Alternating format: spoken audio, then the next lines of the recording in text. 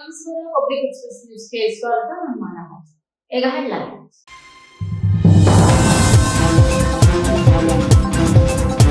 ಹಾಸನದ ಆರ್ಸಿ ರಸ್ತೆಯಲ್ಲಿ ಸರಣಿ ಡಿಕ್ಕಿ, ಚಾಲಕನ ಜಾಗರೂಕ ಚಾಲನೆಗೆ ಅಪಘಾತ. ನಿಂತಿದ್ದ ಓಮಿನಿ ಕಾರಿಗೆ ಮಾರುತಿ ಸುಜುಕಿ ಕಾರು ಡಿಕ್ಕಿಯ ರಭಸಕ್ಕೆ 3-4 ದ್ವಿಚಕ್ರ ವಾಹನಗಳು ಜಖಂ. ಗಾಡಿ ಟ್ರ್ಯಾಕ್ಟರ್ಗಳೊಂದಿಗೆ ಹಾಸನದಲ್ಲಿ ರೈತರ ಬೃಹತ್ ಪ್ರತಿಭಟನೆ. ಹಾಸನ ಜಿಲ್ಲೆಯನ್ನ ಬರಪೀಡಿತ ಪ್ರದೇಶವೆಂದು ಘೋಷಿಸಲು ಆಗ್ರಹ. ಕಳಪೆ ಮೆಕ್ಕೆಜೋಳ ಬೀಜದಿಂದ ಬೆಳೆ ನಷ್ಟ, ಪ್ರತಿ ಎಕರೆಗೆ 50,000 ರೂಪಾಯಿ ಪರಿಹಾರಕ್ಕೆ ಒತ್ತಾಯ.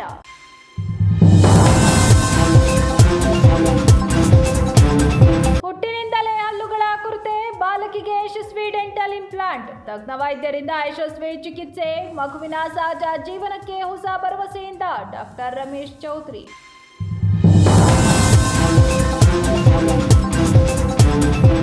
ಮಾರುತಿ ಸುಜುಕಿ ಕಾರ್ ಚಾಲಕನ ಅಜಾಗರೂಕತೆಯಿಂದ ನಿಂತಿದ್ದ ಓಮಿನಿ ಕಾರಿಗೆ ಡಿಕ್ಕಿ ಹೊಡೆದ ಪರಿಣಾಮ ಓಮಿನಿ ಕಾರು ಸೇರಿದಂತೆ ಸುಮಾರು 3-4 ಸ್ಕೂಟಿ ಬೈಕ್ಗಳು ಜಖಮಾದ ಘಟನೆ ಹಾಸನದ ಆರ್ಸಿ ರಸ್ತೆಯಲ್ಲಿ ನಡೆದಿದೆ. ಮಾರುತಿ ಸುಜುಕಿ ಕಾರು ಆರ್ಸಿ ರಸ್ತೆಯಲ್ಲಿ ಸಂಚರಿಸುತ್ತಿದ್ದ ವೇಳೆ ಚಾಲಕನ ನಿಯಂತ್ರಣ ತಪ್ಪಿ ರಸ್ತೆ ಬದಿಯಲ್ಲಿ ನಿಂತಿದ್ದ ಓಮಿನಿ ಕಾರಿಗೆ ಹಿಂಬದಿಯಿಂದ ಡಿಕ್ಕಿ ಹೊಡೆದಿದೆ ಎನ್ನಲಾಗಿದೆ. ಡಿಕ್ಕಿಯ ರಭಸಕ್ಕೆ ಓಮಿನಿ ಕಾರು ಮುಂದಕ್ಕೆ ಚಲಿಸಿ ಅದರ ಸಮೀಪ ನಿಲ್ಲಿಸಲಾಗಿದ್ದ ಸ್ಕೂಟಿ ಹಾಗೂ ಬೈಕ್ಗಳಿಗೆ ಡಿಕ್ಕಿ ಹೊಡೆದಿದೆ. ಘಟನೆಯ ಪರಿಣಾಮ ಓಮಿನಿ ಕಾರಿಗೆ ಹಾನಿಯಾಗಿದ್ದು, ಸರಣಿ ಡಿಕ್ಕಿಯಲ್ಲಿ ಸಿಲುಕಿದ 3-4 ದ್ವಿಚಕ್ರ ವಾಹನಗಳು ಜಖಂಗೊಂಡಿದ್ದು, ಘಟನೆಯಿಂದ ಕೆಲಕಾಲ ಸ್ಥಳದಲ್ಲಿ ಆತಂಕದ ವಾತಾವರಣ ನಿರ್ಮಾಣವಾಗಿತ್ತು. ಅಪಘಾತ ಸಂಭವಿಸಿದ ವೇಳೆ ರಸ್ತೆಯಲ್ಲಿ ವಾಹನ ಸಂಚಾರವೂ ಇದ್ದು, ಅದೃಷ್ಟವಶಾತ್ ಯಾವುದೇ ಪ್ರಾಣಹಾನಿ ಅಥವಾ ಗಂಭೀರ ಗಾಯಗಳ ಬಗ್ಗೆ ವರದಿಯಾಗಿಲ್ಲ. ಆದರೆ ವಾಹನಗಳಿಗೆ ಭಾರಿ ಪ್ರಮಾಣದಲ್ಲಿ ಹಾನಿಯಾಗಿರುವುದರಿಂದ ಮಾಲೀಕರಿಗೆ ನಷ್ಟ ಉಂಟಾಗಿದೆ. ಘಟನೆಯ ಬಳಿಕ ಸ್ಥಳಕ್ಕೆ ಸಾರ್ವಜನಿಕರು ಜಮಾಯಿಸಿದ್ದು, ಕೆಲಕಾಲ ಸಂಚಾರಕ್ಕೆ ಅಡಚಣೆ ಉಂಟಾಯಿತು. ಬಳಿಕ ವಾಹನಗಳನ್ನು ತೆರವುಗೊಳಿಸಿ ಸಂಚಾರಕ್ಕೆ ಅನುವು ಮಾಡಿಕೊಡಲಾಯಿತು.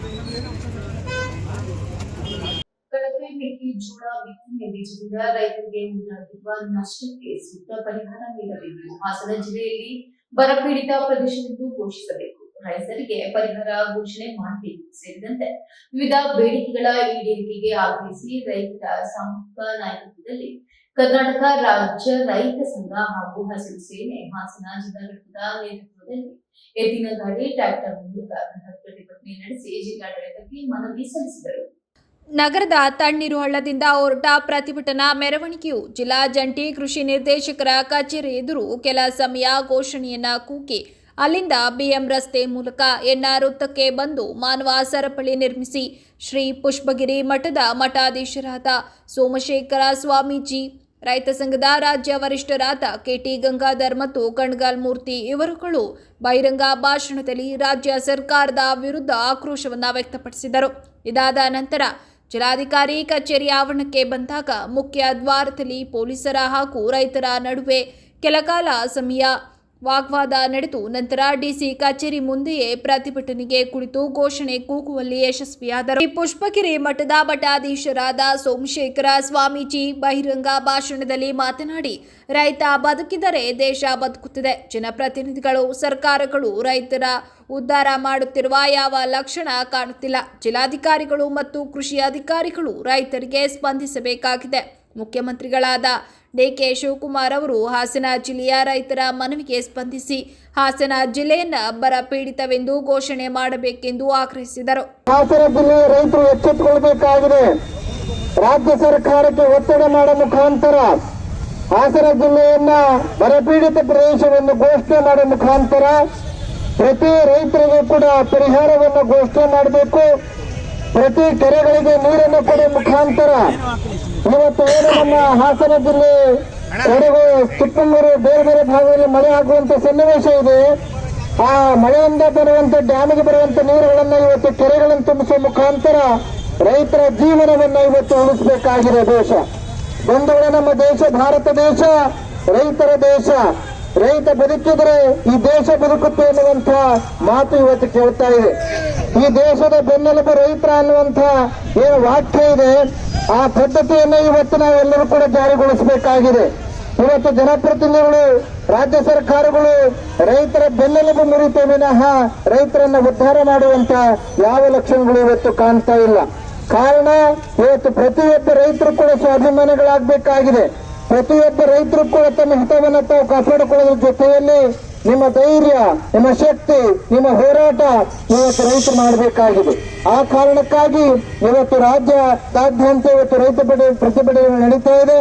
ಇವತ್ತು ಹಾಸನದಲ್ಲಿ ವಿಶೇಷವಾಗಿ ಇವತ್ತು ಜಾಥಾ ಪ್ರಾರಂಭ ಆಗಿದೆ. ಇವತ್ತು ಜಿಲ್ಲಾಧಿಕಾರಿಗಳು, ಸಂಬಂಧಪಟ್ಟ ಕೃಷಿ ಅಧಿಕಾರಿಗಳು ಈ ಸ್ಥಳಕ್ಕೆ ಬಂದು ಇವತ್ತು ಮನವಿಯನ್ನು ಸ್ವೀಕಾರ ಮಾಡಬೇಕಾಗಿದೆ. ತಕ್ಷಣ ಮಾನ್ಯ ಮುಖ್ಯಮಂತ್ರಿಗಳು, ನೂತನವಾಗಿ ಮುಖ್ಯಮಂತ್ರಿಗಳಾದಂಥ ಡಿ ಕೆ ಶಿವಕುಮಾರ್ ಅವರು ಈ ನಮ್ಮ ಹಾಸನ ಜಿಲ್ಲೆಯ ಮನವಿಯನ್ನು ಸ್ವೀಕರಿಸಿ ಹಾಸನ ಜಿಲ್ಲೆಯನ್ನ ಬರಪೀಡಿತ ಪ್ರದೇಶವೆಂದು ಘೋಷಣೆ ಮಾಡಬೇಕು ಅಂತ ಹೇಳಿ ಈ ಮುಖಾಂತರ ಒತ್ತಾಯವನ್ನ ರೈತ ಸಂಘದ ರಾಜ್ಯ ವರಿಷ್ಠರಾದ ಕೆಟಿ ಗಂಗಾಧರ್ ಮಾತನಾಡಿ, ಹಾಸನ ಜಿಲ್ಲೆಯಲ್ಲಿ ಮಳೆ ಕೊರತೆಯ ನಡುವೆಯೂ ರೈತರು ದುಬಾರಿ ಬೆಲೆಯ ಮೆಕ್ಕೆಜೋಳ ಬೀಜ ಹಾಗೂ ಗೊಬ್ಬರ ಖರೀದಿಸಿ ಬಿತ್ತನೆ ಮಾಡಿದ್ದಾರೆ. ಆದರೆ ಕಳಪೆ ಗುಣಮಟ್ಟದ ಬೀಜದಿಂದ ಬೆಳೆ ಬಿಳಿ ಸಿಯ ರೋಗಕ್ಕೆ ತುತ್ತಾಗಿ ಸಂಪೂರ್ಣ ಹಾನಿಗೊಳಗಾಗಿದೆ. 1 ಎಕರೆಗೆ 30,000ದಿಂದ 40,000ದವರೆಗೆ ಖರ್ಚು ಮಾಡಿದ ರೈತರಿಗೆ ಬಂಡವಾಳವು ವಾಪಸ್ ಬಾರದ ಪರಿಸ್ಥಿತಿ ನಿರ್ಮಾಣವಾಗಿದ್ದು, ಸರ್ಕಾರ ಕೂಡಲೇ ಪ್ರತಿ ಎಕರೆಗೆ ಕನಿಷ್ಠ 50,000 ಪರಿಹಾರ ಘೋಷಿಸಬೇಕು ಎಂದರು. ಎಲ್ಲ ಇಲಾಖೆ, ಬ್ಯಾಂಕ್ ಅಧಿಕಾರಿಗಳು, ಮಕ್ಕಳ ಫೈನಾನ್ಸ್ಗಳು, ಡಿಸಿಸಿ ಬ್ಯಾಂಕಿನ ಅಧ್ಯಕ್ಷರು ಅಥವಾ ಅವರ MD ಅವರು ಅಲ್ಲಿ ಜಿಲ್ಲಾಧಿಕಾರಿಗಳ ಕಚೇರಿಗೆ ಬರಬೇಕು. DC ಅವರು ಅರಸೀಕೆರೆಗೆ ಹೋಗಿರೋದನ್ನ ನಮ್ಮ ಪೊಲೀಸ್ ಇಲಾಖೆ ಮೂಲಕ ನಮಗೆ ಗೊತ್ತಾಗಿದೆ. ಆದರೆ ನಾವು ಹೇಳ್ತೀವಿ, ಅಲ್ಲಿ ಹೋಗಿರೋದು ಜಿಲ್ಲಾಧಿಕಾರಿಗಳು ನಿಮ್ಮ ವಿಷಯವನ್ನ ಮುಖ್ಯಮಂತ್ರಿ ಸರ್ಕಾರಕ್ಕೆ ಹೇಳಕ್ಕೆ ಹೋಗಿದ್ದಾರೆ. ಅವರು ಹೇಳಿಬಿಟ್ಟು ಕೂಡಲೇ ನಮ್ಮ ಸಭೆಗೆ ಬಂದು ಎಲ್ಲ ಇಲಾಖೆಗಳನ್ನ ಎದುರುಗಡೆ ಕೂರಿಸಿ ಮಾತನಾಡಲೇಬೇಕು. ಇವತ್ತು ಆಗ್ಬೋದಾ? ಈಗೇನು ಬೇಗ ಮನೆಗೆ ಹೋಗ್ಬೇಕಾ? ಆಗಿದ್ದ ಮೇಲೆ ಜಿಲ್ಲಾಧಿಕಾರಿಗಳು ಸರ್ಕಾರದ ಸಭೆಯನ್ನು ಅರಸೀಕೆರೆಯಲ್ಲಿ ಮುಗಿಸಿ ಅಲ್ಲಿಂದ ಬಂದು ನಮ್ಮ ಅಹವಾಲು ಕೇಳೋವರೆಗೆ ನಾವು ಜಿಲ್ಲಾಧಿಕಾರಿಗಳ ಆವರಣವನ್ನು ಬಿಟ್ಟು ಕದಲುವುದಿಲ್ಲ.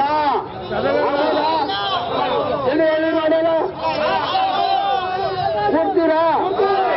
ಹಾಗಾಗಿ ಈ ವರ್ಷ ನಮ್ಮ ಹಾಸನ ಜಿಲ್ಲೆ ಅರೆಮಲೆನಾಡಿನ ಪ್ರದೇಶ, ಅರೆಮಲೆನಾಡಿನ ಭಾಗದಲ್ಲೇ ಮಳೆ ಇಲ್ಲ ಅಂದಮೇಲೆ ಬಯಲುಸೀಮೆಯವರ ಕತೆ ಏನಾಗಿರ್ಬೋದು. ಹಾಗಾಗಿ ನಮ್ಮ ಹಾಸನ ಜಿಲ್ಲೆ ಮಲೆನಾಡಿನ ಸೆರಗು, ಅಲ್ಲೇನೆ ಇವತ್ತು ಮಳೆ ಇಲ್ಲ, ಬೆಳೆ ಇಲ್ಲ, ಬಿತ್ತಿರೋ ಬೆಳೆ ಒಣಗ್ತಾ ಇದೆ, ಯಾರಿಗೂ ಕಾಳಜಿ ಇಲ್ಲ. ಇಷ್ಟೊತ್ತಾಗಲೇ ಎಲ್ಲ ಶಾಸಕರುಗಳು ಒಂದು ವರದಿಯನ್ನು ಮಾಡಿ ಸರ್ಕಾರಕ್ಕೆ ಮುಟ್ಟಿ ಸರ್ಕಾರ ತೀರ್ಮಾನ ತಗೋಬೇಕಾಗಿತ್ತು. ಇನ್ನು ಆ ಕ್ರಿಯೆ ನಡೆದಿಲ್ಲ. ಪ್ರತಿಭಟನೆಯಲ್ಲಿ ರೈತ ಸಂಘದ ವರಿಷ್ಠರಾದ ಕಣ್ಕಲ್ ಮೂರ್ತಿ, ತಾಲೂಕು ಅಧ್ಯಕ್ಷ ಬಿಟ್ಟಗೌಡನಹಳ್ಳಿ ಮಂಜು, ಸುರೇಶ್, ಕಾರ್ಯದರ್ಶಿ ಪಾಲಾಕ್ಷ, ಸಂದೇಶ್, ಮಲ್ಲೇಶ್, ಭುವನೇಶ್, ಲಕ್ಷ್ಮಣ್, ಮರ್ಕುಲಿ ಪ್ರಕಾಶ್, ಶಿವಕುಮಾರ್ ಇತರರು ಉಪಸ್ಥಿತರಿದ್ದರು. ಹುಟ್ಟಿನಿಂದಲೇ ಅಗತ್ಯ ಪ್ರಮಾಣದಲ್ಲಿ ಶಾಶ್ವತ ಹಲ್ಲುಗಳಿಲ್ಲದ ಸಂಕಷ್ಟ ಎದುರಿಸಿದ ಬಾಲಕಿಗೆ ಹಾಸನ ನಗರದಲ್ಲಿ ಕೆಆರ್ಪುರದಲ್ಲಿರುವ ವಿಕೆ ದಂತ ಚಿಕಿತ್ಸಾಲಯದಲ್ಲಿ ಯಶಸ್ವಿಯಾಗಿ ಡೆಂಟಲ್ ಇಂಪ್ಲಾಂಟ್ ಚಿಕಿತ್ಸೆ ನಡೆಸಲಾಯಿತು. ಬೆಂಗಳೂರಿನ ಪ್ರಾಥಮಿಕ ಮತ್ತು ಹೈಟೆಕ್ ಸಿದ್ಧಾರ್ಥ ದಂತ ಕಾಲೇಜಿನ ನಿರ್ದೇಶಕರು ಹಾಗೂ ಬೋಸಿ ಕ್ಲಿನಿಕ್ನ ತಜ್ಞ ದಂತ ವೈದ್ಯರಾದ ಡಾಕ್ಟರ್ ರಮೇಶ್ ಚೌಧರಿ ಹಾಗೂ ವೇಕೇರ್ ದಂತ ಚಿಕಿತ್ಸಾಲಯ ತಂಡದ ವ್ಯವಸ್ಥಾಪಕ ನಿರ್ದೇಶಕ ಹಾಗೂ ಮಕ್ಕಳ ದಂತ ವೈದ್ಯರಾದ ಡಾಕ್ಟರ್ ವೈಭವ್ ಕೆಂಚಾಂಬ ಅವರು ಈ ವಿಶೇಷ ಚಿಕಿತ್ಸೆಯನ್ನು ನಡೆಸಿದ್ದು, ಚಿಕಿತ್ಸೆ ಯಶಸ್ವಿಯಾಗಿರುವ ಕುರಿತು ಮಾಧ್ಯಮಗಳಿಗೆ ಮಾಹಿತಿ ನೀಡಿ, ಸಾಮಾನ್ಯವಾಗಿ ಮನುಷ್ಯನಿಗೆ ಶಾಶ್ವತವಾಗಿ 32 ಹಲ್ಲುಗಳಿರುತ್ತವೆ. ಆದರೆ ಕೆಲವರಲ್ಲಿ ಜನ್ಮಜಾತ ಕಾರಣಗಳಿಂದ ಅಗತ್ಯ ಪ್ರಮಾಣದ ಶಾಶ್ವತ ಹಲ್ಲುಗಳು ಬೆಳೆಯುವುದಿಲ್ಲ. ಇಂತಹ ಸಂದರ್ಭಗಳಲ್ಲಿ ಆಹಾರ ಸೇವನೆ, ಮಾತು ಹಾಗೂ ಮುಖದ ಸ್ವರೂಪ ಸೇರಿದಂತೆ ಹಲವು ಸಮಸ್ಯೆಗಳು ಎದುರಾಗಬಹುದು. ಈ ಬಾಲಕಿಗೆ ಜನ್ಮದಿಂದಲೇ ಹಲ್ಲುಗಳ ಸಂಖ್ಯೆ ಬಹಳ ಕಡಿಮೆಯಾಗಿತ್ತು. ಬಾಯಿಯಲ್ಲಿದ್ದ ಕೆಲ ಹಲ್ಲುಗಳನ್ನು ಸೂಕ್ತ ಹಂತದಲ್ಲಿ ತೆಗೆದು ಮುಂದಿನ ಚಿಕಿತ್ಸೆಗೆ ಅಗತ್ಯವಾದ ಸಿದ್ಧತೆ ಮಾಡಿಕೊಳ್ಳಲಾಯಿತು. ನಂತರ ಸೂಕ್ತ ವಯಸ್ಸು ಹಾಗೂ ದವಡೆಯ ಬೆಳವಣಿಗೆಯನ್ನು ಪರಿಗಣಿಸಿ ಡೆಂಟಲ್ ಇಂಪ್ಲಾಂಟ್ ಚಿಕಿತ್ಸೆಯನ್ನು ಕೈಗೊಳ್ಳಲಾಗಿದೆ ಎಂದರು. ಒಂದು ಇಂಪ್ಲಾಂಟ್ ಚಿಕಿತ್ಸೆಯನ್ನು ತುಂಬ ಚಿಕ್ಕ ಇಂಡಿವಿಜುವಲಲ್ಲಿ ನಾವು ಮಾಡಿದ್ದೀವಿ. ಸೊ ಅದನ್ನು ನಮ್ಮ ನುರಿತ ತಜ್ಞ ವೈದ್ಯರಾದ ಡಾಕ್ಟರ್ ರಮೇಶ್ ಚೌಧರಿ ಸರು, ಬೆಂಗಳೂರಿನ ಹೆಸರಾಂತ BOCI ಆಸ್ಪತ್ರೆಯ ಮುಖ್ಯಸ್ಥರು ಹಾಗೂ ನಮ್ಮ ತುಮಕೂರು ಸಿದ್ಧಾರ್ಥ ಡೆಂಟಲ್ ಕಾಲೇಜಿನ ಅಲ್ಲಿಯ ಮುಖ್ಯಸ್ಥರು ಆಗಿ ಅವರು ನಮ್ಮ ಹಾಸನಕ್ಕೆ ಆಲ್ಮೋಸ್ಟ್ ಒಂದು 7 ರಿಂದ 8 ವರ್ಷದಿಂದ ಇಲ್ಲಿ ಬರ್ತಾ ಇದ್ದಾರೆ. ಸೊ ಇವತ್ತಿನ ಈ ವಿಶೇಷ ಈ ಒಂದು ಕೇಸಿನ ವಿಶೇಷ ಏನೆಂದರೆ, ಸೊ ಒಂದು ಹೆಣ್ಮಗಳು, ಅವಳಿಗೆ ಒಂದು ಹುಟ್ಟಿದಾಗ್ಲಿಂದನೂ ಬರೀ ಒಂದು 7 ರಿಂದ 8 ಹಲ್ಲಿತ್ತು. ಸರ್ ಅವರ ಎಕ್ಸ್ಪರ್ಟೀಸ್ ಇದನ್ನೆಲ್ಲ ಇದು ಮಾಡಿ ಅವಳಿಗೊಂದು ಬಾಳ್ ಕೊಟ್ಟಿದ್ದಾರೆ. ಸೊ ವಿತಿನ್ ಒಂದು ವಾರದಲ್ಲಿ ನಾವು ಸ್ಕ್ರೂ ಎಲ್ಲ ಹಾಕಿ ಅದನ್ನು ನಾವು ಎಕ್ಟೋಡರ್ಮಲ್ ಡಿಸ್ಪ್ಲೇಸಿಯಾ ಅಂತ ನಮ್ಮ ಮೆಡಿಕಲ್ ಟರ್ಮ್ಸಲ್ಲಿ ಹೇಳ್ತೀವಿ. ಸೊ ಹುಟ್ಟಿದಾಗಲೇ ಅದು ಹಲ್ಲಿರಲ್ಲ. ಯೂಶ್ವಲಿ 20 ಹಲ್ಲು ಇರಬೇಕು. ಹಾಲಲ್ಲಿ ಎರಡು ಸೆಟ್ಸ್ ಇರುತ್ತೆ ಒಬ್ಬ ಮನುಷ್ಯನಿಗೆ, ಒಂದು ಹಾಲಲ್ಲೂ ಮತ್ತು ಜೀವನ ಪೂರ್ತಿ ಇರೋ ಹಲ್ಲು. ಆ 20 ಹಲ್ಲು, ಹಾಲಲ್ಲಿ 20 ಇರುತ್ತೆ, ಜೀವನ ಪೂರ್ತಿ ನಮಗೆ 32 ಹಲ್ಲಿರುತ್ತೆ. ಆ 20ರಲ್ಲೂ ಪಾಪ ಆ ಹುಡುಗಿಗೆ 4 ಹಲ್ಲಿತ್ತು. ಸೊ ಅದನ್ನೆಲ್ಲ ತೆಗೆದು 18 ವರ್ಷದ ತನಕ ಕಾಯಬೇಕು. ಸೊ ಅದನ್ನೆಲ್ಲ ತೆಗೆದು ಈಗ ಪರ್ಮನೆಂಟ್ ಕ್ಯಾಪ್ ಹಾಕಿ ಅವಳಿಗೊಂದು ಲೈಫ್ ಇದು ಮಾಡಿದ್ದಾರೆ. ಸೊ ಅದನ್ನು ನಾವಿವತ್ತು ಜನರಿಗೆ ಹಾಸನದಲ್ಲಿ ಸರು ತುಂಬ ಸೀನಿಯರ್ ಮೋಸ್ಟ್ ನಂಬರ್ 1 ಇಂಪ್ಲಾಂಟಾಲಜಿಸ್ಟ್ ಇದ್ದಾರೆ ನಮ್ಮ ಕರ್ನಾಟಕದಲ್ಲಿ. ಪೇಷಂಟ್ಸಿಗೆ ಮಾಡ್ಬೋದು ನಾವು ಟು ಅರೌಂಡ್ 90-95ವರೆಗೂ ಮಾಡ್ಬೋದು. ಹೆಲ್ದಿ ಪೇಷಂಟ್ ಇರಬೇಕು ಏಜ್ಡ್ ಆದರೆ.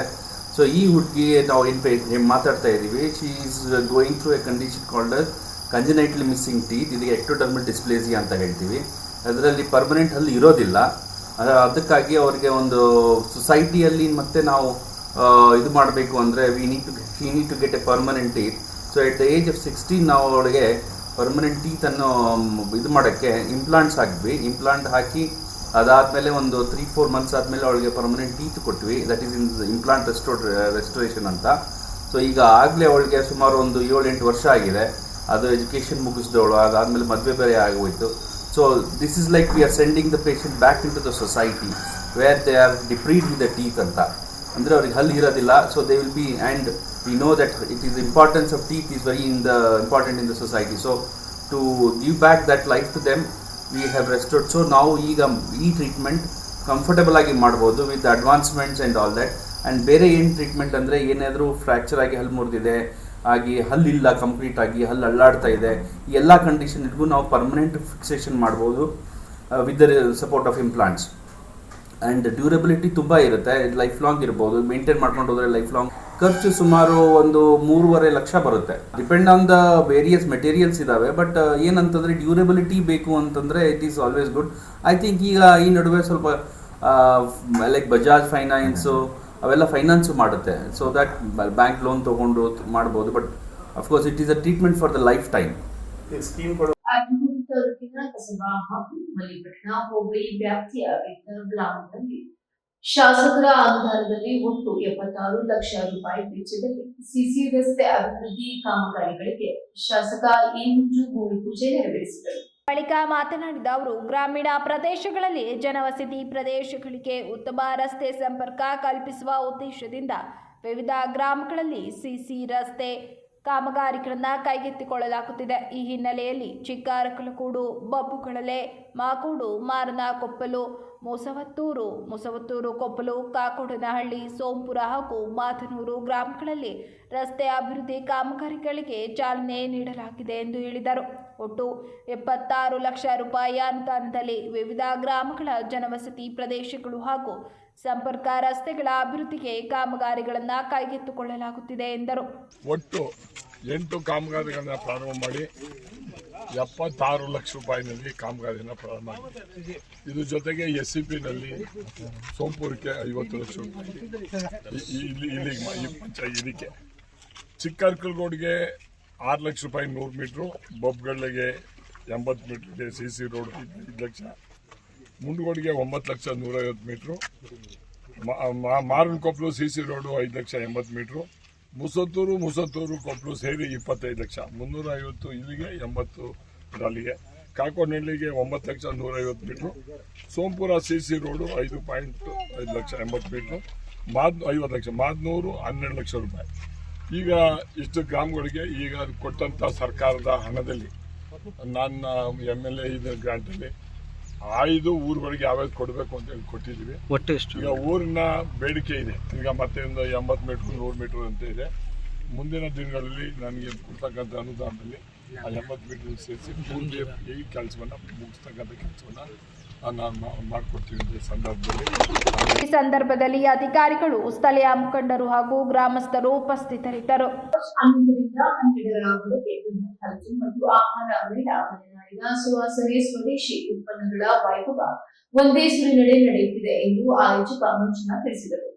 ಈ ಸಂದರ್ಭದಲ್ಲಿ ಆಯೋಜಕ ಮಂಜುನಾಥ್ ಮಾತನಾಡಿ, ಮಲೆನಾಡಿನ ಹಲಸು ಹಾಗೂ ದೇಶ ವಿದೇಶ ಹಾಗೂ ಸ್ವದೇಶಿ ವಸ್ತುಗಳ ಮಾರಾಟ ಇದೇ ಮೊದಲ ಬಾರಿಗೆ ಆಲೂರು ತಾಲೂಕಿನಲ್ಲಿ ಆಯೋಜನೆ ಮಾಡಲಾಗಿದ್ದು ಉತ್ತಮ ಪ್ರತಿಕ್ರಿಯೆ ದೊರೆತಿದೆ.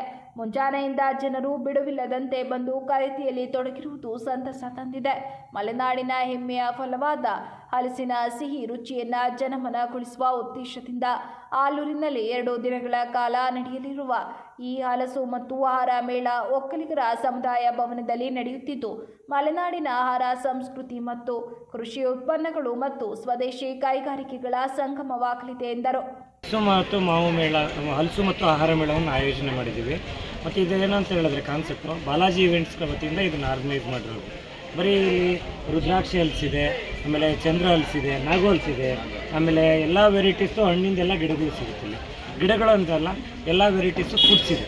ಅಂದರೆ ಹಲಸಿನಹಣ್ಣಿನ ಜಿಲೇಬಿ ಇದೆ, ಮ್ಯಾಂಗೋ ಮಿಲ್ಕ್ ಶೇಕ್ ಇದೆ, ಹಲಸಿನಹಣ್ಣಿನ ಮಿಲ್ಕ್ ಶೇಕ್ ಇದೆ, ಆಮೇಲೆ ಮ್ಯಾಂಗೋ ಬಜ್ಜಿ ಇದೆ, ಮ್ಯಾಂಗೋ ಪಾನಿಪುರಿ ಇದೆ, ಮ್ಯಾಂಗೋ ಚುರುಮುರಿ ಸಿಗುತ್ತೆ, ಆಮೇಲೆ ಮ್ಯಾಂಗೋ ದೋಸೆ ಮತ್ತು ಮ್ಯಾಂಗೋ ಹೋಳಿಗೆ ಕೂಡ ಇಲ್ಲಿ ಆಯೋಜನೆ ಮಾಡಿರ್ತೀವಿ ಫುಡ್ಸಲ್ಲಿ. ಅದೇ ರೀತಿಯಾಗಿ ನಿಮ್ಗೆ ಇಲ್ಲಿ ಹಲಸಿನಹಣ್ಣಿನ ಜಿಲೇಬಿನ ಲೈವಲ್ಲೇ ಮಾಡಿಕೊಡ್ತಾರೆ ನಿಮಗೆ. ಮತ್ತು ನಿಮ್ಗೆ ಒಳಗಡೆ ಅಂತ ಸ್ವದೇಶಿ ವಸ್ತುಗಳನ್ನೆಲ್ಲ ಮಾರಾಟಕ್ಕೆ ಮಳಿಗೆಗಳನ್ನು ಆಯೋಜನೆ ಮಾಡಿದ್ದೀವಿ. ಒಳಗಡೆ ಎಲ್ಲ ಫುಡ್ದು ಇದು ಸ್ವದೇಶಿ ಮೇಳದ್ದು ಐಟಮ್ಸ್ ಎಲ್ಲ ಸಿಗುತ್ತೆ ನಿಮಗೆ. ವೆರೈಟಿ ಇದೆ. ರಾಸಾಯನಿಕ ಪದಾರ್ಥಗಳನ್ನಾರು ಉಪಯೋಗಿಸಿ ಮಾಡ್ತೀರಾ? ಏನು ರಾಸಾಯನಿಕ ಏನಿಲ್ಲ ಸರ್, ಎಲ್ಲ ಸ್ವದೇಶಿ. ಅಂದರೆ ನಮ್ಮ ದೇಶದಲ್ಲಿ ಏನು ಸಿಗುತ್ತೋ ವಸ್ತುಗಳನ್ನು ತೊಗೊಂಡು ಅದರಿಂದ ಉತ್ಪಾದನೆ ಆದಂಥವ್ರಿಗೆ ಇಲ್ಲಿ ಅವಕಾಶಗಳನ್ನು ಕೊಟ್ಟಿದ್ದೀವಿ.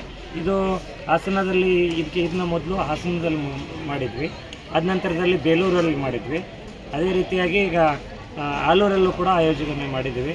ತುಂಬ ಜನ ರೆಸ್ಪಾನ್ಸ್ ಮಾಡ್ತಾಯಿದ್ದಾರೆ. ಈ ಫಸ್ಟ್ ಡೇನೇ ತುಂಬ ಜನ ಬಂದಿದ್ದಾರೆ. ಈ ಥರದಲ್ಲಿ ನಮ್ಗೆ ಹಾಸನದಲ್ಲಿ ಮಾಡಿದ್ರೂ ಕೂಡ ಒಂದು ಟೈಮಿಂಗ್ಸ್ ತೊಗೊಂಡಿದ್ರು. ಒಂದು 3 ಗಂಟೆ 4 ಗಂಟೆ ಮೇಲೆ ಜನ ನೋಡಿದ್ವಿ. ಬಟ್ ಇಲ್ಲಿ 10 ಗಂಟೆಗೆ ಜನ ಸ್ಟಾರ್ಟ್ ಆಗಿದ್ದಾರೆ. ತುಂಬ ಒಳ್ಳೆ ರೆಸ್ಪಾನ್ಸ್ ಸಿಗ್ತಾಯಿದೆ ಆಲೂರಲ್ಲಿ. ನಮ್ಮ ಎಲ್ಲ ಜನತೆಗೂ ನಮ್ಮ ಕೃತಜ್ಞತೆಗಳು ಹೇಳ್ತಾ, ಇನ್ನೂ ತುಂಬ ಸಕ್ಸಸ್ ಮಾಡಿದ್ರೆ ಪ್ರತಿ ವರ್ಷವೂ ಕೂಡ ರೈತರಿಗೆ ಅವ್ರ ಮನೆ ಬಾಗಿಲಿಗೆ ಗಿಡಗಳು ಸಿಗೋ ಥರ ಇನ್ನೂ ಈಗ ಸಣ್ಣ ಪ್ರಮಾಣದಲ್ಲಿ ಯೋಚನೆ ಇದನ್ನು ಇನ್ನೂ ದೊಡ್ಡ ಪ್ರಮಾಣದಲ್ಲಿ ಯೋಚನೆ ಮಾಡಿ ಇನ್ನೂ ಚೆನ್ನಾಗಿಲ್ಲ ಆಲೂರಲ್ಲಿ ನಾವು ಇವೆಂಟ್ನ ಮಾತನಾಡಿ, ಮೇಳದಲ್ಲಿ ಹಲಸಿನ ಜಿಲೇಬಿ, ಚಿಲ್ಲಿ, ಶಿರಾ, ಮಂಚೂರಿ, ಹಲಸಿನ ಪಾಯಸ, ಹೋಳಿಗೆ ಸೇರಿದಂತೆ ಹಲಸಿನ 100 ರುಚಿಕರ ಖಾದ್ಯಗಳು ಲಭ್ಯವಿದೆ. ಹಲಸಿನ ಹಣ್ಣಿನ ಜಿಲೇಬಿ ಹಾಗೂ ಹೋಳಿಗೆ ಸ್ಟಾಲ್ಗಳು ಈ ಬಾರಿಯ ಪ್ರಮುಖ ಆಕರ್ಷಣೀಯವಾಗಿದೆ ಎಂದರು. ಹಲಸು ಮತ್ತು ಮಾವಲ್ಲಿ ತುಂಬ ವೆರೈಟೀಸ್ ಆಫ್ ಫುಡ್ ಇದೆ. ಸೊ ಇವರವರೆಲ್ಲ ಬಂದು ಸಪೋರ್ಟ್ ಮಾಡಲಿ ಅಂತ ಕೇಳ್ತಾ ಇದ್ದೀನಿ. ಇನ್ನೂ 2 ಡೇಸ್ ಇರ್ತೀವಿ. ತುಂಬ ವೆರೈಟೀಸ್ ಇದೆ ಫುಡ್ಡಲ್ಲಿ. ಮ್ಯಾಂಗೋ ಮಸಾಲ ದೋಸೆ ಇದೆ, ಮ್ಯಾಂಗೋ ಅಲ್ಲಿ ಒಬ್ಬಟ್ಟಿದೆ, ಮತ್ತು ಹಲಸು ಒಬ್ಬಟ್ಟಿದೆ. ಚಾಟ್ಸ್ ಎಲ್ಲ ಆಲ್ಮೋಸ್ಟ್ ನಿಮಗೆ ಮ್ಯಾಂಗೋ ಅಲ್ಲೇ ಸಿಗುತ್ತೆ. ಎಲ್ಲರೂ ಬಂದು ಸಹಕರಿಸಬೇಕಂತ ಕೋರ್ತೀನಿ. ಬೇಲೂರು ತಾಲೂಕಿನಲ್ಲಿ 2 ಕಾಡಾನೆಗಳಿಗೆ ರೇಡಿಯೋ ಕಾಲರ್ ಅಳವಡಿಸುವುದು ಹಾಗೂ ಒಂದು ಕಾಡಾನೆಯನ್ನ ಸೆರೆ ಹಿಡಿಯುವ ಉದ್ದೇಶದಿಂದ ಅರಣ್ಯ ಇಲಾಖೆ ಕೈಗೊಂಡಿರುವ ಕಾರ್ಯಾಚರಣೆಯ ಮೊದಲ ದಿನವೇ ಯಶಸ್ವಿಯಾಗಿದೆ. ಭುವನೇಶ್ವರಿ ಗುಂಪಿನಲ್ಲಿದ್ದ ಸುಮಾರು 30 ವರ್ಷದ ಹೆಣ್ಣಾನೆಯನ್ನ ಬೇರ್ಪಡಿಸಿ ಅದಕ್ಕೆ ರೇಡಿಯೋ ಕಾಲರ್ ಅಳವಡಿಸುವಲ್ಲಿ ಅರಣ್ಯ ಇಲಾಖೆ ಸಿಬ್ಬಂದಿ ಯಶಸ್ವಿಯಾಗಿದ್ದಾರೆ. ನಂತರ ಮಳೆಯ ನಡುವೆಯೂ ಬೇಲೂರು ತಾಲೂಕಿನ ಮಲಸಾವರ ಗ್ರಾಮ ಪಂಚಾಯಿತಿ ವ್ಯಾಪ್ತಿಯ ಮಡೆನಹಳ್ಳಿ ಗ್ರಾಮದ ದಟ್ಟ ಕಾಡಿನಲ್ಲಿ ಗುಮ್ಕಿ ಆನೆಗಳ ನೆರವಿನೊಂದಿಗೆ ರೇಡಿಯೋ ಕಾಲರ್ ಹಾಕಲಾಯಿತು. ಕಾರ್ಯಾಚರಣೆಗಾಗಿ ದುಬಾರೆ ಹಾಗೂ ನಾಗರಹೊಳೆ ಆನೆ ಶಿಬಿರದಿಂದ ಏಕಲವ್ಯ, ಧನಂಜಯ, ಲಕ್ಷ್ಮಣ, ಪ್ರಶಾಂತ, ಈಶ್ವರ ಹಾಗೂ ಅಜ್ಜಯ್ಯ ಆನೆಗಳು ಭಾನುವಾರ ಚಿಕ್ಕೋಲೆ ಸಮೀಪ ನಿರ್ಮಿಸಿರುವ ತಾತ್ಕಾಲಿಕ ಆನೆ ಶಿಬಿರಕ್ಕೆ ಆಗಮಿಸಿವೆ. ಸೋಮವಾರ ಬೆಳಗ್ಗೆ 10 ಗಂಟೆಗೆ ಸಾಕಾನೆಗಳಿಗೆ ಸ್ನಾನ ಮಾಡಿಸಿದ ಮಾವುತರು ಹಾಗೂ ಕಾವಾಡಿಗರು ನಂತರ ಪೂಜೆ ನೆರವೇರಿಸಿದರು. ನಂತರ ಲಾರಿ ಹತ್ತಿದ ಸಾಕಾನೆಗಳು ಜೋರು ಮಳೆ ನಡುವೆಯೇ ಮಧ್ಯಾಹ್ನ 12ರ ವೇಳೆಗೆ ಮಲಸಾವರ ಸಮೀಪದ ಮಡೇನಹಳ್ಳಿ ತಲುಪಿದವು. ಗ್ರಾಮದ ಚಿದಾನಂದ ವಿನೋದ್ ಎಂಬುವರು ಕಾಫಿ ತೋಟದ ಪಕ್ಕದ ಕಾಡಿನಲ್ಲಿ ಆನೆಗಳು ಬೀಡು ಬಿಟ್ಟಿರುವ ವಿಷಯ ಎಟಿಎಫ್ ಸಿಬ್ಬಂದಿ ನಡೆಸಿದ ಟ್ರ್ಯಾಕಿಂಗ್ನಿಂದ ತಿಳಿಯಿತಾದರು. ಧಾರಾಕಾರ ಮಳೆ ಕಾರ್ಯಾಚರಣೆಗೆ ಅಡ್ಡಿಪಡಿಸಿತು. ಸಾಕಾನೆಗಳನ್ನು ಲಾರಿಯಿಂದ ಕೆಳಗಿಳಿಸಲು ಬಹಳ ಸಮಯ ಬೇಕಾಯಿತು. ತೋಟದಲ್ಲಿ ಅಳವಡಿಸಿರುವ ಸೋಲಾರ್ ತಂತಿ ಬೇಲಿ ಬಂದ್ ಮಾಡುವಂತೆ ಮಾಲೀಕರಿಗೆ ಡಿಸಿಎಫ್ ಸೌರಭ್ ಕುಮಾರ್ ಸೂಚಿಸಿದರು. 9ನೇ ಆಗಸ್ಟ್ಗೆ ನಾವು ಸಾಕಾನೆ 6 ತರಿಸಿದ್ದೀವಿ. 5 ದುಬಾರೆ, 1 ನಾಗರಹೊಳೆಯಿಂದ ಬೆಳಿಗ್ಗೆ ಕಾರ್ಯಾಚರಣೆ ಶುರು ಮಾಡಿ ಫಸ್ಟು ನಮ್ಮದು ಟಾರ್ಗೆಟ್ ಏನಿತ್ತು ಭುವನೇಶ್ವರಿ ಅಂತ ಹರ್ಡು. ಅದರಲ್ಲಿ 2023 ಜುಲೈ ತಿಂಗಳಲ್ಲಿ ನಾವು 1 ಫಾರಿನ್ ಮೇಡ್ ರೇಡಿಯೋ ಕಾಲರ್ ಹಾಕಿದ್ದೀವಿ. ಇವತ್ತು ಆ ರೇಡಿಯೋ ಕಾಲರ್ ರಿಪ್ಲೇಸ್ ಮಾಡಿ ಇಂಡಿಯನ್ ಮೇಡ್ ರೇಡಿಯೋ ಕಾಲರ್ ನಾವು ಹಾಕಿದ್ದೀವಿ. ಆ್ಯಂಡ್ ಸಾಮಾನ್ಯವಾಗಿ ರೇಡಿಯೋ ಕಾಲರು 3 ವರ್ಷ 2.5 ವರ್ಷ ತನಕ ಕೆಲಸ ಮಾಡ್ತದೆ, ಆಮೇಲೆ ಬ್ಯಾಟ್ರಿ ಡೈ ಡೌನ್ ಆಗ್ತದೆ. ಈ ಭುವನೇಶ್ವರಿ ಹರ್ಡ್ದು ಬ್ಯಾಟ್ರಿ 15 ದಿವಸ ಮುಂಚೆನೇ ಡೈ ಡೌನ್ ಆಗಿತ್ತು. ಅದಕ್ಕೆ ನಾವು ತಕ್ಷಣವಾಗಿ ಹರ್ಡ್ಗೆ ಟ್ರ್ಯಾಕಿಂಗ್ ಮಾಡೋಕ್ಕೆ ಇದು ಮಾಡಿದ್ದೀವಿ. ಇದು ಮಾಡೋಕ್ಕೆ ನಾವು ನಮ್ಮ ಮಡಿಕೇರಿ ವಿಭಾಗ, ನಾಗರಹೊಳೆ ವಿಭಾಗ, ಬಂದೀಪುರ ವಿಭಾಗ ಅದೆಲ್ಲ ಕಡೆಯಿಂದ ಟೀಮ್ ತರಿಸಿದ್ದೀವಿ. ಪಶು ವೈದ್ಯಾಧಿಕಾರಿ ಬಂದೀಪುರ ಡಾಕ್ಟರ್ ವಸೀಮು, ಮತ್ತು ನಮ್ಮ ಆದರ್ಶ್ ಮೈಸೂರು ಸರ್ಕಿಲ್ ಪಶು ವೈದ್ಯಾಧಿಕಾರಿ, ಮತ್ತು ವಿನಾಯಕ್ ಭದ್ರಾ ಟೈಗರ್ ರಿಸರ್ವ್ ಪಶು ವೈದ್ಯಾಧಿಕಾರಿ ಕರೆಸಿದ್ದೀವಿ. ಜೊತೆಗೆ ನಮ್ಮ ಪೊಲೀಸ್ ತಂಡನೂ ನಮ್ಮ ಜೊತೆಗೆ ಸಹಕಾರ ಮಾಡಿ ಲಾ ಆ್ಯಂಡ್ ಆರ್ಡರ್ ಮೇಂಟೈನ್ ಮಾಡೋಕ್ಕೆ ಹೆಲ್ಪ್ ಮಾಡಿದ್ದಾರೆ. ಒಟ್ಟಾರೆಯಾಗಿ 300+ ಸಿಬ್ಬಂದಿ ಸೇರಿ ನಾವು ಈ ಕಾರ್ಯಾಚರಣೆ ಮುಗಿಸಿದ್ದೀವಿ. ಭುವನೇಶ್ವರಿ ಗುಂಪಿನಲ್ಲಿದ್ದ ಸುಮಾರು 30 ವರ್ಷದ ಹೆಣ್ಣಾನೆಯನ್ನು ಬೇರ್ಪಡಿಸಿ ಬಂಡೀಪುರದ ಪಶು ವೈದ್ಯ ಡಾಕ್ಟರ್ ವಾಸಿಂ ಅರವಳಿಕೆ ಚುಚ್ಚುಮದ್ದು ನೀಡುತ್ತಿದ್ದಂತೆ ಓಡಿ ಹೋದ ಕಾಡಾನೆ ಸುಮಾರು 1.5 ಗಂಟೆ ನಂತರ ನಿತ್ರಾಣಗೊಂಡು ಓಟ ನಿಲ್ಲಿಸಿತು. ಬಳಿಕ ಅಕ್ಕಪಕ್ಕ 2 ಸಾಕಾನೆಗಳನ್ನು ನಿಲ್ಲಿಸಿಕೊಂಡು ರೇಡಿಯೋ ಕಾಲರ್ ಅಳವಡಿಸಲಾಯಿತು. ಈ ವೇಳೆ ಡಿಸಿಎಫ್ ಸೌರಭ್ ಕುಮಾರ್ ಮಾತನಾಡಿ, ಇದೇ ಕಾಡಾನೆಗೆ 2023ರ ಜುಲೈನಲ್ಲಿ ವಿದೇಶದಲ್ಲಿ ನಿರ್ಮಿಸಲಾದ ರೇಡಿಯೋ ಕಾಲರ್ ಅಳವಡಿಸಲಾಗಿತ್ತು. 2.5 ವರ್ಷದಿಂದ 3 ವರ್ಷ ಬಾಳಿಕೆ ಬರುವ ಬ್ಯಾಟರಿಯನ್ನು ಅದು ಹೊಂದಿರುತ್ತದೆ. 15 ದಿನಗಳ ಮೊದಲು ಬ್ಯಾಟರಿ ಹಾಳಾಗಿದ್ದರಿಂದ ಸ್ವದೇಶಿ ನಿರ್ಮಿತ ರೇಡಿಯೋ ಕಾಲರ್ ಅಳವಡಿಸಲಾಗಿದೆ ಎಂದರು. ಕಾರ್ಯಾಚರಣೆಯಲ್ಲಿ ಪಶು ವೈದ್ಯಾಧಿಕಾರಿ ಡಾಕ್ಟರ್ ಆದರ್ಶ್, ಭದ್ರಾ ಹುಲಿ ಸಂರಕ್ಷಿತ ಪ್ರದೇಶದ ಡಾಕ್ಟರ್ ವಿನಾಯಕ, ವಲಯ ಅರಣ್ಯಾಧಿಕಾರಿ ಸೇರಿದಂತೆ 300ಕ್ಕೂ ಹೆಚ್ಚು ಸಿಬ್ಬಂದಿ ಪಾಲ್ಗೊಂಡಿದ್ದರು.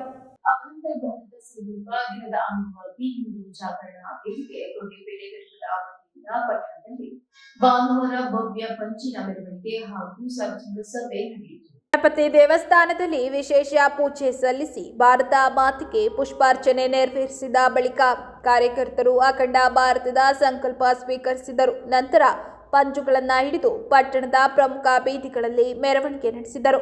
ದೇಶಭಕ್ತಿಯ ಘೋಷಣೆಗಳೊಂದಿಗೆ ಸಾಗಿದ ಮೆರವಣಿಗೆಯಲ್ಲಿ ಮಹಿಳೆಯರು, ತಾಯಂದಿರು ಸೇರಿದಂತೆ ಸಾವಿರಾರು ಮಂದಿ ಪಾಲ್ಗೊಂಡರು. ಮೆರವಣಿಗೆಯು ಬಸವೇಶ್ವರ ಕಲ್ಯಾಣ ಮಂಟಪದ ಆವರಣದಲ್ಲಿ ಸಮಾರೋಪಗೊಂಡ ಬಳಿಕ ಸಾರ್ವಜನಿಕ ಸಭೆ ನಡೆಯಿತು. ಪರಮಪೂಜ್ಯ ಸ್ವತಂತ್ರ ಬಸವಲಿಂಗ ಶಿವಾಚಾರ್ಯ ಸ್ವಾಮೀಜಿ, ಕಲ್ಮಠದ ಮಹಂತ ಸ್ವಾಮೀಜಿ, ನಿವೃತ್ತ ಯೋಧರು ಹಾಗೂ ವಿವಿಧ ಗಣ್ಯರು ಸಭೆಯಲ್ಲಿ ಭಾಗವಹಿಸಿದ್ದರು. ಸಭೆಯಲ್ಲಿ ಮಾತನಾಡಿದ ಸ್ವತಂತ್ರ ಬಸವಲಿಂಗ ಶಿವಾಚಾರ್ಯ ಸ್ವಾಮೀಜಿಯವರು ಅಖಂಡ ಭಾರತದ ಪರಿಕಲ್ಪನೆ ಹಾಗೂ ದೇಶದ ಏಕತೆ ಮತ್ತು ಅಖಂಡತೆಯ ಮಹತ್ವವನ್ನು ವಿವರಿಸಿದರು. ರಾಷ್ಟ್ರದ ಏಕತೆ ಮತ್ತು ಸಾಂಸ್ಕೃತಿಕ ಮೌಲ್ಯಗಳನ್ನು ಉಳಿಸುವ ನಿಟ್ಟಿನಲ್ಲಿ ಪ್ರತಿಯೊಬ್ಬರು ಜಾಗರೂಕರಾಗಬೇಕು ಎಂದು ಕರೆ ನೀಡಿದರು. ಅಖಂಡ ಪಂಚಿನ ಸಂಕಲ್ಪ ದಿನದ ಶುಭ ದಿವಸದಲ್ಲಿ ನಿಮ್ಮೆಲ್ಲರಿಗೂ ಭಗವಂತ ಕ್ಷೇತ್ರನಾದ ಗಣಪತಿ ಅನುಗ್ರಹ ಆಶೀರ್ವಾದಗಳನ್ನು ಕೊಟ್ಟು ಕಾಪಾಡಿ, ಮಹಾ ಆಂಜನೇಯ ಸರ್ವ ಕಾರ್ಯಗಳಿಗೂ ಫಲವನ್ನು ನೀಡಿ ಮುಂದಿನ ಕಾರ್ಯಗಳು ಇದೇ ರೀತಿ ಯಶಸ್ವಿಯಾಗುವಂತೆ ಅನುಗ್ರಹಿಸುವಂತೆ ಪ್ರಾರ್ಥನೆಯನ್ನು ಮಾಡಬೇಕು. ಹರ ಓಂ ಶ್ರೀ ಗುರುಭ್ಯೋ ನಮಃ. ಹರ ಓಂ ಗುರುವೇ ಸಕಲೋಪಾನಾಂ ಹೃದಯ ಭವರೋಗಿನಾಂ ಸರ್ವಶಃ ಸಹಸ್ರಾಕ್ಷ ಸಹಸ್ರಪಾತ್ ಸವೋಂ ವಿಶ್ವತೋ ರತ್ವಾಃ ಅತ್ಯತ್ತಷ್ಟಶಾಂಗುಲಂ ಪುರುಷಗೇ ವೇದಕಂ ಸರ್ವಂ ಯದ್ಭೂತಂ ಯದ್ಭವ್ಯಂ ಉದಾರತನ್ನೇಶಾನೇ ನರೋಹರೇ एतावानस्य महिमा अदा जायान्तश्च पूरुषः ओम अग्नि प्रतिष्ठापन मुहूर्त सुमुहूर्त. ಈ ವೇಳೆ ಕೊಡಗು ಜಿಲ್ಲಾ ಹಿಂದೂ ಜಾಗರಣ ವೇದಿಕೆ ಸಂಚಾಲಕ ಬುಜೇಗೌಡ, ಸೋಮವಾರಪೇಟೆ ತಾಲೂಕು ಸಂಚಾಲಕ ಮನು, ಸಹ ಸಂಚಾಲಕ ಅನುಜ್ ಸೇರಿದಂತೆ ಹಲವು ಪದಾಧಿಕಾರಿಗಳು ಉಪಸ್ಥಿತರಿದ್ದರು. ಸರ್ಕಾರಿ ಶಾಲೆಗಳಲ್ಲಿ ವ್ಯಾಸಂಗ ಮಾಡುತ್ತಿರುವ ಮಕ್ಕಳಿಗೆ ಪ್ರೋತ್ಸಾಹ ನೀಡುವ ಉದ್ದೇಶದಿಂದ ಆಲೂರು ಪಟ್ಟಣದ ಸರ್ಕಾರಿ ನೂತನ ಹಿರಿಯ ಪ್ರಾಥಮಿಕ ಶಾಲೆಯ ಕಿಂಡರ್ ಗಾರ್ಡನ್ ಮಕ್ಕಳಿಗೆ ಶಾಲಾ ಬ್ಯಾಗ್ ಅನ್ನು ಶಾಸಕ ಸಿಮೆಂಟ್ ಮಂಜು ವಿತರಿಸಿದರು. ಆಲೂರು ತಾಲೂಕು ಮಲೆನಾಡು ಛಾಯಾಗ್ರಾಹಕರ ಸಂಘದ ವತಿಯಿಂದ ಆಯೋಜಿಸಿದ್ದ ಕಾರ್ಯಕ್ರಮದಲ್ಲಿ ಸಕಲೇಶಪುರ ಶಾಸಕ ಸಿಮೆಂಟ್ ಮಂಜು ಅವರು ಭಾಗವಹಿಸಿ ಪುಟ್ಟ ಮಕ್ಕಳಿಗೆ ಶಾಲಾ ಬ್ಯಾಗ್ ವಿತರಿಸಿದರು. ಈ ಸಂದರ್ಭದಲ್ಲಿ ಮಾತನಾಡಿದ ಅವರು, ಮಕ್ಕಳ ಶಿಕ್ಷಣಕ್ಕೆ ನೀಡುವ ಪ್ರೋತ್ಸಾಹ ಅವರ ಭವಿಷ್ಯಕ್ಕೆ ನೀಡುವ ದೊಡ್ಡ ಕೊಡುಗೆ. ಸರ್ಕಾರಿ ಶಾಲೆಗಳಲ್ಲಿಯೂ ಮಕ್ಕಳಿಗೆ ಉತ್ತಮ ಶಿಕ್ಷಣ ಹಾಗೂ ಅಗತ್ಯ ಸೌಲಭ್ಯಗಳು ದೊರೆಯುವಂತಾಗಬೇಕು ಎಂದು ಹೇಳಿದರು. ಪುಟ್ಟ ಮಕ್ಕಳ ಶೈಕ್ಷಣಿಕ ಜೀವನದ ಆರಂಭದಲ್ಲೇ ಇಂತಹ ಪ್ರೋತ್ಸಾಹ ನೀಡುತ್ತಿರುವ ಛಾಯಾಗ್ರಾಹಕರ ಸಂಘದ ಕಾರ್ಯಕ್ಕೆ ಮೆಚ್ಚುಗೆ ವ್ಯಕ್ತಪಡಿಸಿದ ಅವರು, ಮಕ್ಕಳ ಮುಖದಲ್ಲಿ ನಗು ಮೂಡಿಸುವ ಸೇವಾ ಕಾರ್ಯಗಳು ಸಮಾಜದ ಜವಾಬ್ದಾರಿಯನ್ನು ಮತ್ತಷ್ಟು ಗಟ್ಟಿಗೊಳಿಸುತ್ತವೆ ಎಂದರು. ಸಂತೋಷ ಆಯಿತು. ಉತ್ತಮವಾದ ಕಾರ್ಯಕ್ರಮವನ್ನು ಮಾಡಿದ್ದಾರೆ. ಅದರ ಜೊತೆಗೆ ಅವರು ದುಡಿತಕ್ಕಂಥ ಅಲ್ಪ ಹಣದಲ್ಲಿ ಏನಾದರೂ ಒಂದು ಸೇವೆ ಮಾಡಬೇಕು ಅಂತ ಇದ್ದಂಥ ಸಂದರ್ಭದಲ್ಲಿ LKG ಯುನಿವರ್ಸಿಟಿ ಸರ್ಕಾರಿ ಶಾಲೆಗೆ ಹೋಗ್ತಕ್ಕಂಥ ಒಂದು ಉಚಿತವಾಗಿ ಬ್ಯಾಗನ್ನು ಕೊಡಬೇಕು ಅಂತ ನಿರ್ಧಾರ ಮಾಡಿ ಕೊಡಬೇಕು ಅಂತ ಇವತ್ತು ಈ ಶಾಲೆಗೆ ಅವರು ಒಳ್ಳೆ ಮನಸ್ಸಿನಿಂದ ಬಂದು ತನ್ನ ಎಲ್ಲ ಮಕ್ಕಳಿಗೆ ಉಚಿತವಾಗಿ ಕಾರ್ಯಕ್ರಮ ಮಾಡಿದ್ದಾರೆ. ಈ ಗ್ರಾಹಕರ ಸಂಘದ ಎಲ್ಲ ಆತ್ಮೀಯ ಪದಾಧಿಕಾರಿಗಳು ಸದಸ್ಯರಿಗೆ ಅಭಿನಂದನೆ ಛಾಯಾಗ್ರಾಹಕರ ಸಂಘದ ಅಧ್ಯಕ್ಷ ನಿಲೇಶ್ ಅವರಿಗೆ ನಮ್ಮ ಶಾಲೆಯ ಪರವಾಗಿ ಹೃತ್ಪೂರ್ವಕವಾದಂತಹ ಸ್ವಾಗತವನ್ನು ನಮ್ಮ ತಾಲೂಕಿನ ನೆಚ್ಚಿನ ಜನಪ್ರಿಯ ಶಾಸಕರಾದಂಥ ಮಂಜಣ್ಣವರಿಗೆ ಕೂಡ ನಮ್ಮ ಶಾಲೆಯ ವತಿಯಿಂದ ನಾನು ಹೃತ್ಪೂರ್ವಕವಾದಂತಹ ಸ್ವಾಗತವನ್ನು ಬಯಸ್ತೇನೆ. ಅದೇ ರೀತಿ ನಮ್ಮ ತಾಲೂಕಿನ ನೆಚ್ಚಿನ ಕ್ಷೇತ್ರ ಶಿಕ್ಷಣಾಧಿಕಾರಿಗಳಾದಂಥ JJ ಕೃಷ್ಣೇಗೌಡ ಸರ್ ಅವರು ಕೂಡ ನಾನು ನಮ್ಮ ಶಾಲೆಯ ವತಿಯಿಂದ ಸ್ವಾಗತವನ್ನು ಬಯಸ್ತೇನೆ. ಅದೇ ರೀತಿ BRC ಅವರಾದಂಥ ವಿಜಯ್ ಕುಮಾರ್ ಸರ್ ಅವರಿಗೆ ಕೂಡ ನಮ್ಮ ಶಾಲೆಯ ವತಿಯಿಂದ ಹೃತ್ಪೂರ್ವಕವಾದಂತಹ ಸ್ವಾಗತವನ್ನು ಬಯಸ್ತೇನೆ. ಅದೇ ರೀತಿ ಈ ಒಂದು ಛಾಯಾಗ್ರಾಹಕರ ಸಂಘ ಸಾರ್ವಜನಿಕ ಸ್ಥಳದಲ್ಲಿ ಜಾತಿ ನಿಂದನೆ, ಅವಾಚ್ಯ ಶಬ್ದಗಳಿಂದ ನಿಂದನೆ, ಮಾನಸಿಕ ಹಲ್ಲೆ ಹಾಗೂ ಕೊಲೆ ಬೆದರಿಕೆ ಹಾಕಲಾಗಿದೆ ಎಂದು ಆರೋಪಿಸಿ ಕುರಿಕಾವಲು ಗ್ರಾಮದ ಮೀನಾಕ್ಷಿ ಹಾಗೂ ಅವರ ಮಗ ಚನ್ನರಾಯಪಟ್ಟಣ ಗ್ರಾಮಾಂತರ ಪೊಲೀಸ್ ಠಾಣೆಗೆ ದೂರು ನೀಡಿದ್ದು, ಆರೋಪಿಗಳ ವಿರುದ್ಧ ಸೂಕ್ತ ಕಾನೂನು ಕ್ರಮ ಕೈಗೊಳ್ಳುವಂತೆ ಗೋವಿಂದ್ ಅವರು ಆಗ್ರಹಿಸಿದರು. ಇಂದು ಪತ್ರಿಕಾಗೋಷ್ಠಿಯಲ್ಲಿ ಮಾತನಾಡಿದ ಅವರು, ಪರಿಶಿಷ್ಟ ಜಾತಿ ವಲಯ ಸಮುದಾಯಕ್ಕೆ ಸೇರಿದ ತಮಗೆ ಆಗಸ್ಟ್ 6ರಂದು ಬೆಳಗ್ಗೆ ತಮ್ಮ ಮನೆಯ ಬಳಿ ಕಿರಣ, ನಿರ್ಮಲಾ, ಹೇಮಾಕ್ಷಿ ಹಾಗೂ ಪ್ರತಿಭಾ ಎಂಬುವರು ಬಂದು ಜಾತಿ ನಿಂದನೆ ಮಾಡಿ ಅವಾಚ್ಯ ಶಬ್ದಗಳಿಂದ ಬೈದು ತಮ್ಮ ಜಮೀನಿಗೆ ಆಳು ಬಿಟ್ಟಿರುವುದಾಗಿ ಆರೋಪಿಸಿ ಜಗಳ ಮಾಡಿದ್ದಾರೆ ಎಂದು ತಿಳಿಸಿದರು. ನಂತರ ಪೊಲೀಸ್ ಠಾಣೆಗೆ ದೂರು ನೀಡಿದ ಬಳಿಕ ಮಧ್ಯಾಹ್ನದ ವೇಳೆಗೆ ಮತ್ತೆ ಗ್ರಾಮಕ್ಕೆ ಬಂದ ಆರೋಪಿಗಳು ತಮ್ಮ ಮೇಲೆ ಹಲ್ಲೆ ನಡೆಸಿದ್ದಾರೆ. ಕಲ್ಲಿನಿಂದ ತಲೆಗೆ ಹೊಡೆದು ಕಾರಿನಿಂದ ತುಳಿದಿದ್ದಾರೆ. ಬಿಡಿಸಲು ಬಂದ ಪುತ್ರ ಗೋವಿಂದನ ಮೇಲೂ ಹಲ್ಲೆ ನಡೆಸಲಾಗಿದೆ ಎಂದು ದೂರಿನಲ್ಲಿ ಆರೋಪಿಸಲಾಗಿದೆ. ಅಲ್ಲದೆ ಮಗನನ್ನ ಬಿಡಿಸಲು ಬಂದ ಸೊಸೆ ತನುಶ್ರೀ ಮೇಲೂ ಹಲ್ಲೆ ನಡೆಸಿ ಆಕೆಯ ತಾಳಿಯನ್ನ ಕಿತ್ತುಕೊಂಡು ಬಟ್ಟೆಯಲ್ಲಿದ್ದ 50,000 ಹಣ ನೆಲಕ್ಕೆ ಬಿದ್ದಾಗ ಅದನ್ನು ತೆಗೆದುಕೊಂಡಿದ್ದಾರೆ ಎಂದು ದೂರಿನಲ್ಲಿ ಉಲ್ಲೇಖಿಸಲಾಗಿದೆ. ಸ್ಥಳದಲ್ಲಿದ್ದ ತಿಮ್ಮಪ್ಪ, ಪ್ರದೀಪ್ ಹಾಗೂ ರೇಣುಕಮ್ಮ ಕುಮಾರ್ ಅವರು ಜಗಳ ಬಿಡಿಸಿದ್ದಾರೆ ಎಂದು ತಿಳಿಸಿರುವ ಮೀನಾಕ್ಷಿ, ಬಳಿಕ ಚನ್ನರಾಯಪಟ್ಟಣ ಸಾರ್ವಜನಿಕ ಆಸ್ಪತ್ರೆಗೆ ದಾಖಲಾಗಿರುವುದಾಗಿ ತಿಳಿಸಿದರು. ಆಸ್ಪತ್ರೆ ಬಳಿಗೂ ಬಂದು ಬೆದರಿಕೆ ಹಾಕಲಾಗಿದ್ದು, ಅಟ್ರಾಸಿಟಿ ಪ್ರಕರಣ ದಾಖಲಿಸಿದರೆ ತಮ್ಮ ವಿರುದ್ಧ ಹಲವು ಪ್ರಕರಣಗಳನ್ನು ದಾಖಲಿಸಿ ಕೋರ್ಟ್ಗೆ ಅಲೆದಾಡಿಸುವುದಾಗಿ ಬೆದರಿಕೆ ಹಾಕಿದ್ದಾರೆ. ಜಾತಿ ನಿಂದನಾತ್ಮಕವಾಗಿ ಮಾತನಾಡಿ ಕುಟುಂಬಕ್ಕೆ ಜೀವ ಬೆದರಿಕೆ ಹಾಕಲಾಗಿದೆ ಎಂದು ಆರೋಪಿಸಿದರು. ಗ್ರಾಮದಲ್ಲಿ ಕುರಿ ಸವರ್ಣೀಯರ ಏರಿಯಾಕ್ಕೆ ಹೋಯ್ತು ಅಂತ ಅಲ್ಲಿ ಒಂದು ಜಾತಿ ನಿಂದನೆಗೆ ಗಲಾಟೆ ಆಗುತ್ತೆ. ಏನಪ್ಪ ಅಂದರೆ ಈ ಕೀಳ್ ಜಾತಿ ಕುರಿ ಬಂದು ನಮ್ಮ ಏರಿಯಾದಲ್ಲಿ ಬಂದಿದೆ ಅನ್ನೋ ಒಂದು ಕಾರಣಕ್ಕೋಸ್ಕರ ಗಲಾಟೆಯಾಗಿ ಮನೆ ಹತ್ರ ಬಂದು ಮೀನಾಕ್ಷಿ ಮತ್ತೆ ಗೋವಿಂದನ ಹೆಂಡತಿ ತನುಶ್ರೀಗೆಲ್ಲ ತುಂಬ ಯಾರು ಹೊಡಿತಾರೆ ಅಂತ ಅಂದರೆ ಕಿರಣ, ಹೇಮಾಕ್ಷಿ, ನಿರ್ಮಲಾ, ಪ್ರತಿಭಾ ಇವ್ರುಗಳು ಅವ್ರ ಮೇಲೆ ತುಂಬ ಹಲ್ಲೆ ಮಾಡ್ತಾರೆ. ರಕ್ತಸಿಕ್ತ ಗಾಯವಾಗಿ ಇವತ್ತಿಗೂ ಸಹ ಅವರು ಹಾಸ್ಪಿಟ್ಲಲ್ಲಿ ಅಡ್ಮಿಟ್ ಆಗಿದ್ದಾರೆ. ಮೀನಾಕ್ಷಿ ಅವರು ದಿನೇ ದಿನ ಹಾಸನ ಜಿಲ್ಲೆಯಲ್ಲಿ ದಲಿತರ ಮೇಲೆ ದೌರ್ಜನ್ಯ ಆಗ್ತಾ ಇದೆ.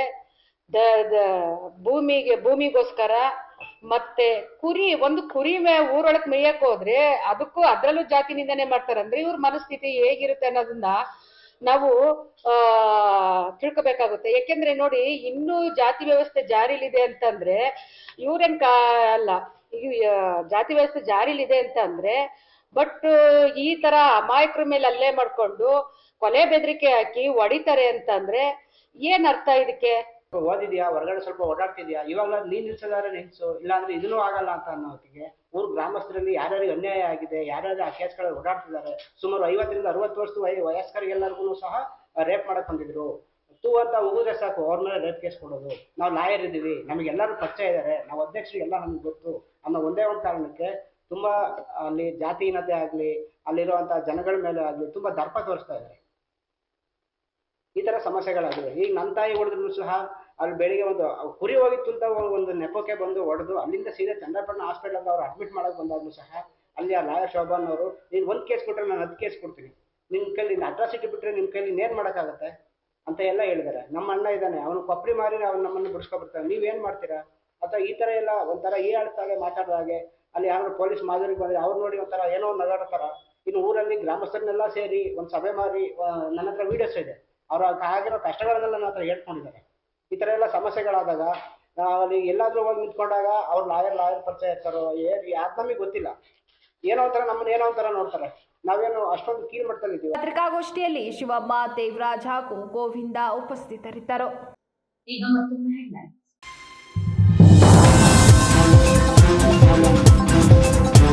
ಹಾಸನದ ಆರ್ಸಿ ರಸ್ತೆಯಲ್ಲಿ ಸರಣಿ ಡಿಕ್ಕಿ, ಚಾಲಕನ ಜಾಗರೂಕ ಚಾಲನೆಗೆ ಅಪಘಾತ. ನಿಂತಿದ್ದ ಓಮಿನಿ ಕಾರಿಗೆ ಮಾರುತಿ ಸುಜುಕಿ ಕಾರು ಡಿಕ್ಕಿಯ ರಭಸಕ್ಕೆ 3-4 ದ್ವಿಚಕ್ರ ವಾಹನಗಳು ಜಖಂ. ಗಾಡಿ ಟ್ರ್ಯಾಕ್ಟರ್ಗಳೊಂದಿಗೆ ಹಾಸನದಲ್ಲಿ ರೈತರ ಬೃಹತ್ ಪ್ರತಿಭಟನೆ. ಹಾಸನ ಜಿಲ್ಲೆಯನ್ನ ಬರಪೀಡಿತ ಪ್ರದೇಶವೆಂದು ಘೋಷಿಸಲು ಆಗ್ರಹ. ಕಳಪೆ ಮೆಕ್ಕೆಜೋಳ ಬೀಜದಿಂದ ಬೆಳೆ ನಷ್ಟ, ಪ್ರತಿ ಎಕರೆಗೆ 50,000 ರೂಪಾಯಿ ಪರಿಹಾರಕ್ಕೆ ಒತ್ತಾಯ.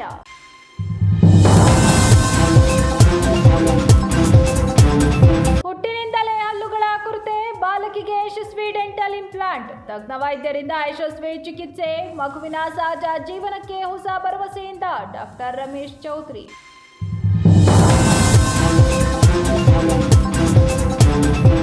ಇದಿಷ್ಟು ಇವರೆಗಿನ ಪ್ರಮುಖ ಸುದ್ದಿಗಳು. ಸಮಗ್ರ ಸುದ್ದಿಗಳಿಗಾಗಿ ನೋಡ್ತಾ ಇರಿ ಪಬ್ಲಿಕ್ ಎಕ್ಸ್‌ಪ್ರೆಸ್ ಕನ್ನಡ. ಫೈನಲ್